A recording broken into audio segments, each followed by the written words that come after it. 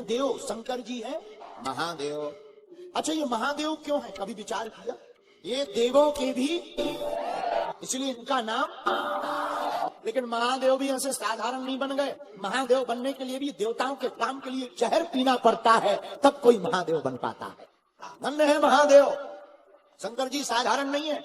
इनके कंठ में अगर विष है तो सिर पर गंगा है, कंठ में अगर विष है तो सिर पर गंगा है, सिर पर अगर गंगा है तो गले में भुजंगा है। लेकिन तन भी तीनों लोकों के स्वामी होने के बाद नंगा है। ये हमारे महादेव की रूपरेखा है।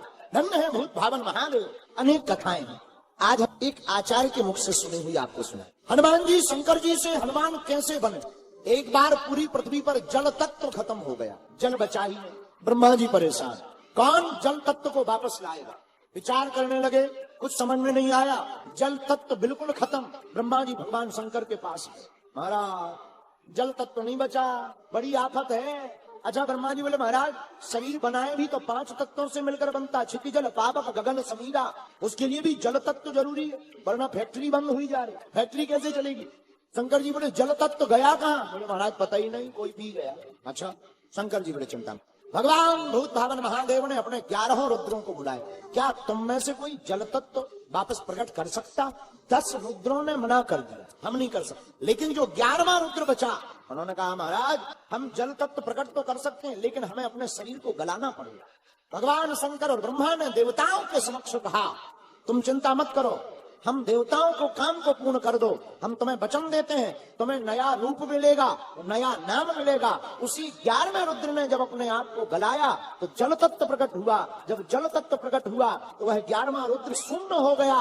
लेकिन भगवान शंकर के आशीर्वाद से वही 11वां रुद्र पुनः बानर बनकर प्रकट हुआ, वही वीर हनुमान बनकर के प्रकट हो गए। हनुमान जी शंकर जी के ही अवतार। एक कारण ये, दूसरा कारण सुनो, हनुमान जी हरते हनुमान कैसे? आतताई रावण, रावण के 10 सिर भगवान शंकर को प्रसन्न करने के लिए 10 सिर चढ़ा दिए। भगवान शंकर के रुद्र 11, सिर 10। शंकर जी बोले पार्वती काम बन गया। पार्वती जी बोली क्या? बोले देखो रावण है हमारा चेला, लेकिन चेला ने एक गलती कर दी। क्या? 10 रुद्र को प्रसन्न कर दिया, एक को नहीं दिया, एक नाराज है, हमें मौका मिल गया। पार्वती जी बोली क्या? भगवान शंकर हाथ जोड़ करके बोले देवी अब जब त्रेता युग में राम जी अवतार लेंगे तो हम वही 11वें रुद्र हनुमान बनकर के प्रकट होंगे, वो अपने चेला का ही विनाश करवाएंगे। देखो कितना बढ़िया कारण शंकर जी ने ढूंढ लिया। क्यों? क्योंकि वरना गुरु अपने चेला को खत्म करे तो गुरु की महिमा ना खत्म हो जाए। पूरी रामायण पढ़ना, सबने रावण को समझाया, गुरु जी ने कभी नहीं समझाया, शंकर जी ने कहीं नहीं समझाया। तो किसी ने कहा क्यों? रावण को सबने समझाया, मंदोदरी ने समझाया, हनुमान जी ने समझाया, जामवंत ने समझाया, शंकर जी आपने क्यों नहीं समझाया? शंकर जी बोले हमारी मानना ही नहीं है उसे। बोले क्यों? बोले हमारे सामने आता है तो हंसने लगता है। तो लोग बोले क्यों हंसने लगता? बोले हमारे सामने आते ही कहने लगता गुरु जी इधर देखो तुम्हारे तो 5 ही मुंह हैं, ते तो 10 हैं। जब चीला इतना बड़ा हो तो समझाए कौन? बोलो सीताराम। देवी हम तो बंदर बनेंगे। तो पार्वती जी बोली महाराज आप बंदर बनोगे तो आप बंदर बनो, हम बंदरिया बन जाएंगे। शंकर जी बोले ना ना ना ना ना, वहां एक ही सीट खाली है, 2 नहीं। पार्वती जी बोली वाह महाराज हर बार जाते हो, हमें छोड़ ही जाते हो।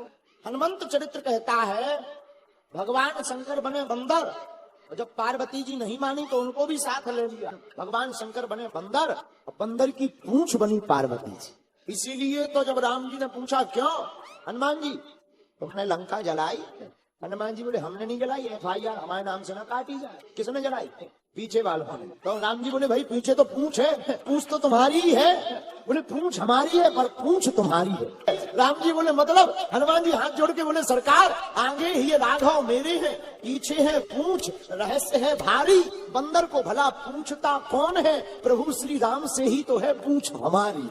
हनुमान जी बोले महाराज लंका हमने जलाई, FIR हमारे नाम से ना काटिए, पीछे वालों का मामला। पीछे कौन है? श्री पार्वती जी पूंछ।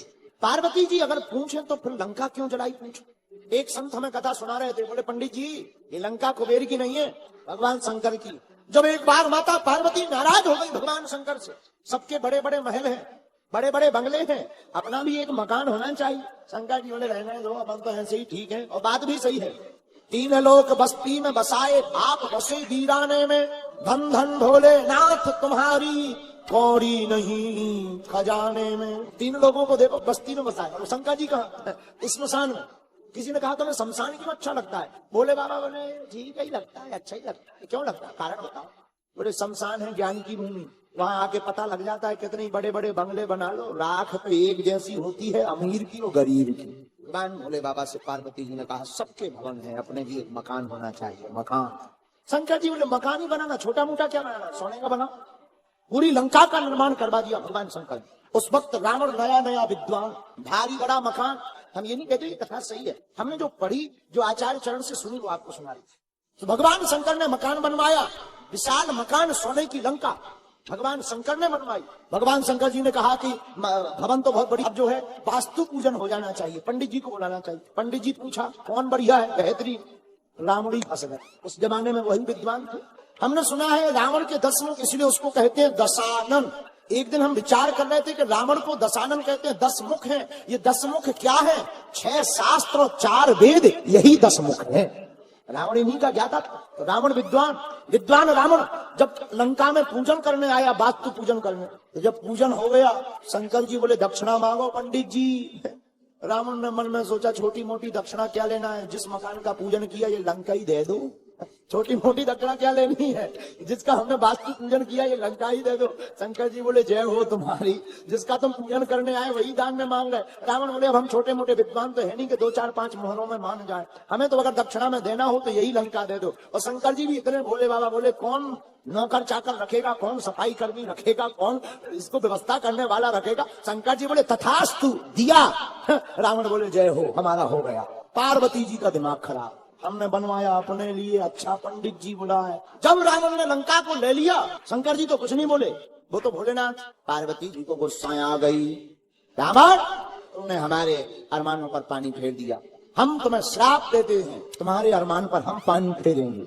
हम जब ये बानर बन करके भोले बाबा आएंगे, हम पूंछ बन करके आएंगे और अपने ही मकान में हमको हम आग लगा करके चलाएंगे। पंढरपुर में नदी है चंद्रभागा, पंढरपुर में जहाँ ठाकुर जी विराजमान, चंद्रभागा नदी में एक महात्मा स्नान कर रहे थे। स्नान करते समय देखा कि एक बिच्छू बहा जा रहा है नदी में।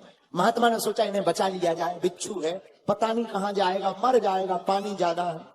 महात्मा ने हाथ लगाया, बिच्छू को हाथ पर रखा, लेकिन बिच्छू जैसे ही हाथ पर आया तो उसने डंक चलाया और काट दिया महात्मा को, और फिर गिर गया। महात्मा ने फिर हाथ लगाया, बिच्छू ने फिर काट दिया। महात्मा ने फिर हाथ लगाया, बिच्छू ने फिर काट दिया। महाराज 40 बार महात्मा के हाथ को काटा, हाथ नीला पड़ गया।